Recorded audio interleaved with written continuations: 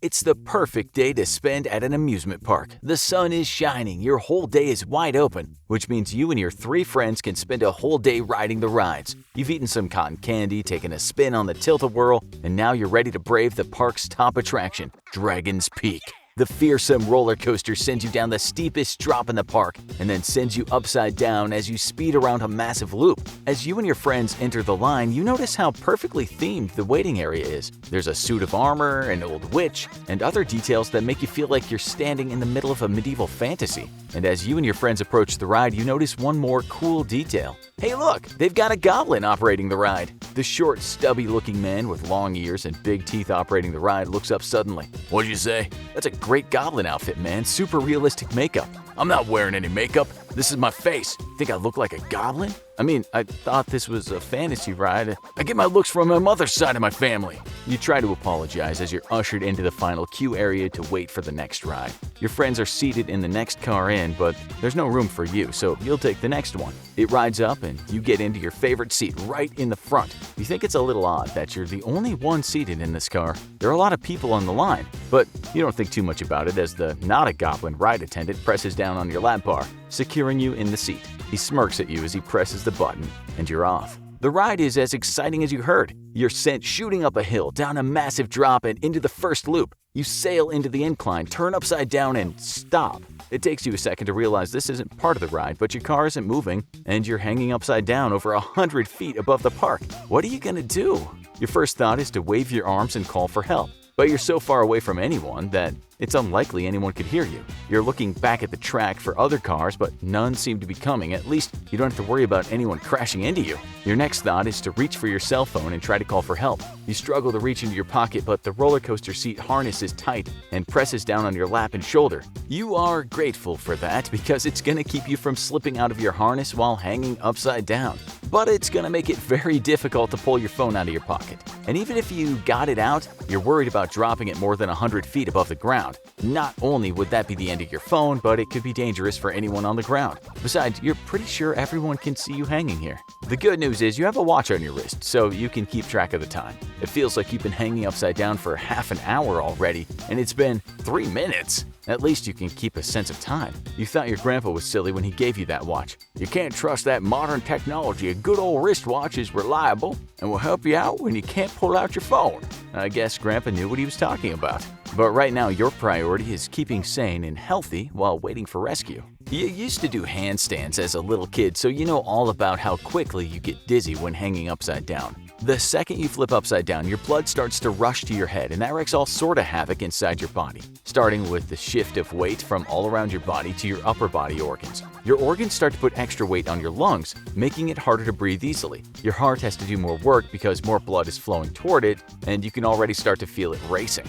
And that's not even starting on what happens to your head and your brain. As the pressure builds in your head, you start to feel more pressure in your eyes, which can cause double vision and headaches. Of course, this only happens if you've been hanging upside down for a few hours or more. This isn't the first time you've been stuck on a ride, and you're sure the amusement park's technical team is going to be on the case. You remember when you were a kid and the boat got stuck in the storybook canyon ride with your parents. They told you to keep your hands inside the vehicle, stay calm, and listen to the instructions from the intercom. It seemed like it was forever, but eventually the boat started moving again. Turns out a guy had fallen in the canal while getting off and security had to fish him out. That was a lot less scary than this. But the rules are the same. You know that the most dangerous thing you can do right now is try to mess with the harness or do anything to interfere with the ride. As long as you're locked into your seat, you're not in any danger, as long as this is resolved quickly enough. Your mind is racing, and you try to recall how other situations like this have ended. You read a few articles about amusement park disasters a while back. Maybe you should have remembered them before deciding to come here.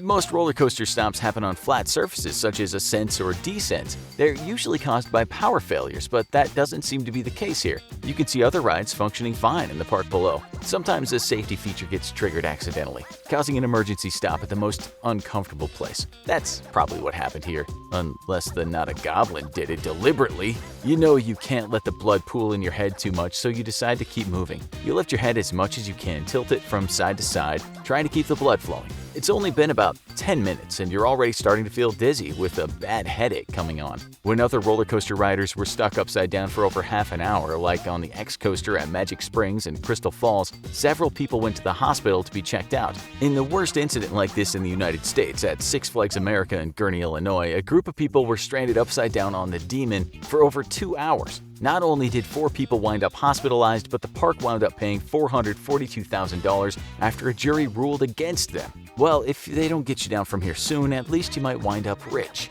You're starting to feel nauseous, and you're worried you're going to spray all that cotton candy and funnel cake all over the park below. Fortunately, you hear a humming sound and you can see a large crane with someone in the basket starting to rise up toward you. A man in a hard hat pulls out a megaphone. "Are you okay up there? Starting to get dizzy. I think I'm gonna pass out if I hang here much longer. Hold on, we're gonna get you out of there." The medical team needs to hurry. It's common for people who are stuck hanging upside down for too long to need to be hospitalized, and a man who was upside down for over 24 hours while trapped in a cave even died of asphyxiation due to the pressure on his lungs. A similar fate befell a hiker whose foot got stuck while rappelling into a canyon. He was left hanging for an entire night when he couldn't free himself, and by the time rescuers were able to get to him, it was too late. There's plenty of other health risks from hanging upside down too. Our blood vessels are designed to work against gravity and keep our blood from pooling in our feet. When you're hanging upside down, the body doesn't know how to reverse that process and keep blood from pooling in the brain instead. While a lack of blood flow to the brain is really bad news, too much is equally dangerous